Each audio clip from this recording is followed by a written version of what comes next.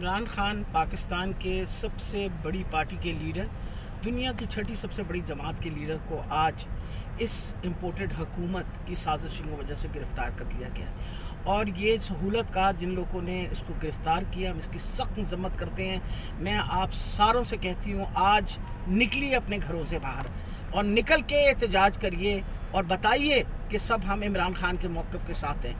हम इस वक्त आइन की पासदारी की बात करते हैं, हम कानून की बात करते हैं, और हमारे ही लीडर पे इस तरह ज़्यादती की जाए और जुल्म किया जाए, वो हम कभी भी बर्दाश्त नहीं करेंगे। इमरान हमारी रेड लाइन है, हम सब खड़े हैं। आप हम सबको पकड़ के ले जाएं, इंशाल्लाह हम इमरान खान के मौक़िफ़ के साथ खड़े रहेंगे। आप सारे आइए, लिबर्टी मार्केट आइए, जहां अगर लिबर्टी मार्केट नहीं पहुंच सकते तो लालिक चौक पहुंचे, वहां नहीं पहुंच सकते तो आप ज़मान पार्क पहुंचे, जहां जहां निकल सकते हैं निकलिए बाहर और अपना एहतजाज रिकॉर्ड करवाइए।